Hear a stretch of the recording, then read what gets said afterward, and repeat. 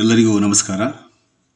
ಆತ್ಮೀಯರೇ, ಇಂದು ನಾವು ಸಾಲುಮರದ ತಿಮ್ಮಕ್ಕನವರ ಜೀವನದ ಬಗ್ಗೆ ಹಾಗೂ ಅವರ ವಿವರಗಳನ್ನು ತಿಳಿದುಕೊಳ್ಳೋಣ. ಸಾಲುಮರದ ತಿಮ್ಮಕ್ಕನವರು ಕರ್ನಾಟಕ ರಾಜ್ಯದ ತುಮಕೂರು ಜಿಲ್ಲೆಯ ಗುಬ್ಬಿ ತಾಲೂಕಿನಲ್ಲಿ ಜನಿಸಿದರು. ತಂದೆಯ ಹೆಸರು ಚಿಕ್ಕರಂಗಯ್ಯ, ತಾಯಿಯ ಹೆಸರು ವಿಜಯಮ್ಮ. ಇವರಿಗೆ ಯಾವುದೇ ಔಪಚಾರಿಕ ಶಿಕ್ಷಣ ಲಭ್ಯವಾಗದೇ ಇರುವುದರಿಂದ ಹತ್ತಿರದ ಒಂದು ಕಲ್ಲು ಕಣಿಯಲ್ಲಿ ದಿನಗೂಲಿ ನೌಕರರಾಗಿ ಕೆಲಸವನ್ನು ಮಾಡ್ತಾರೆ.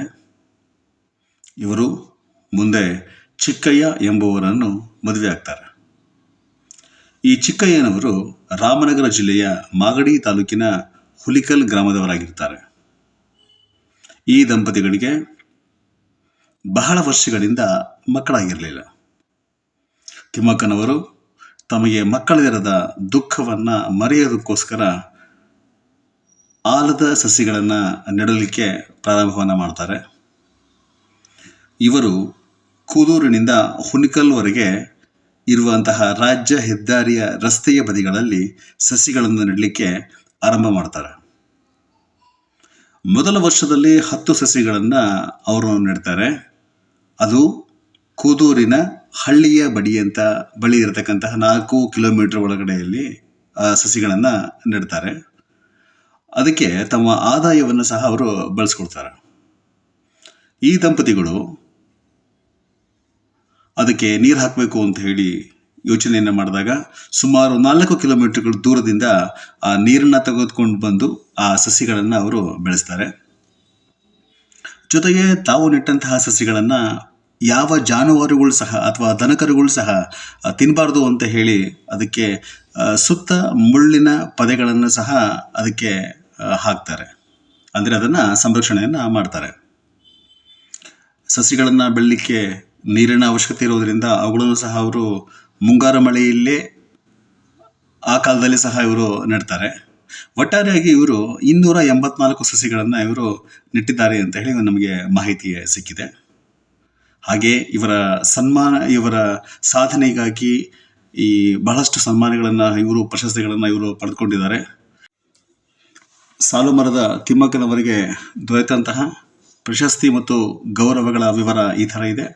1995ರಲ್ಲಿ ರಾಷ್ಟ್ರೀಯ ಪೌರ ಪ್ರಶಸ್ತಿ, 1997ರಲ್ಲಿ ಇಂದಿರಾ ಪ್ರಿಯದರ್ಶಿನಿ ವೃಕ್ಷ ಪ್ರಿಯ ಮಿತ್ರ ಪ್ರಶಸ್ತಿ, 1997ರಲ್ಲಿ ವೀರಚಕ್ರ ಪ್ರಶಸ್ತಿ, ಮಹಿಳಾ ಮತ್ತು ಶಿಶು ಕಲ್ಯಾಣ ಇಲಾಖೆ ವತಿಯಿಂದ ಇವರಿಗೆ ಮಾನ್ಯತೆಯ ಪ್ರಮಾಣಪತ್ರ, ಭಾರತೀಯ ವೃಕ್ಷ ವಿಜ್ಞಾನ ಮತ್ತು ತಂತ್ರಜ್ಞಾನ ಸಂಸ್ಥೆ ಬೆಂಗಳೂರು ಇವರಿಂದ ಶ್ಲಾಘನೀಯ ಪ್ರಮಾಣಪತ್ರ, 2000 ಇಸ್ವಿಯಲ್ಲಿ ಕರ್ನಾಟಕ ಕಲ್ಪವಲ್ಲಿ ಪ್ರಶಸ್ತಿ, 2006ರಲ್ಲಿ ಗಾಡ್ಫ್ರಿ ಫಿಲಿಪ್ಸ್ ಧೀರತೆ ಪ್ರಶಸ್ತಿ, ಪಂಪಾಪತಿ ಪರಿಸರ ಪ್ರಶಸ್ತಿ, ಬಾಬಾ ಸಾಹೇಬ್ ಅಂಬೇಡ್ಕರ್ ಪ್ರಶಸ್ತಿ, ವನಮಾತೆ ಪ್ರಶಸ್ತಿ,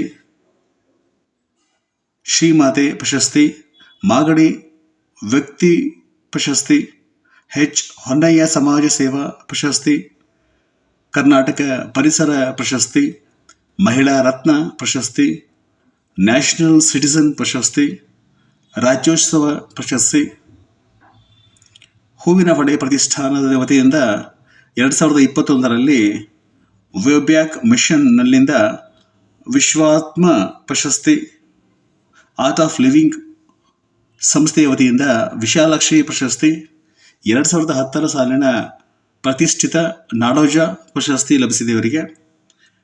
2019ರ ಗಣರಾಜ್ಯೋತ್ಸವ ಸಂದರ್ಭದಲ್ಲಿ ಇವರಿಗೆ ಪದ್ಮಶ್ರೀ ಪ್ರಶಸ್ತಿಯನ್ನು ನೀಡಿ ಗೌರವಿಸಲಾಗಿದೆ.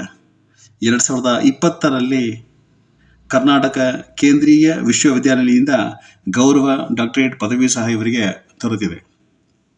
ಇಂತಹ ಮಹಾನ್ ಚೇತನವನ್ನು ನಾವು ಇವತ್ತು ನೆನೆಸ್ಕೊಳ್ಳುವಂತಹ ಸಮಯ ಬಂದಿದೆ. ಅವರ ಆತ್ಮಕ್ಕೆ ಚಿರಶಾಂತಿಯನ್ನು ಕೋರುತ್ತಾ ನನ್ನ ಮಾತುಗಳನ್ನು ಮುಗಿಸ್ತಾ ಇದ್ದೀನಿ. ಎಲ್ಲರಿಗೂ ನಮಸ್ಕಾರ.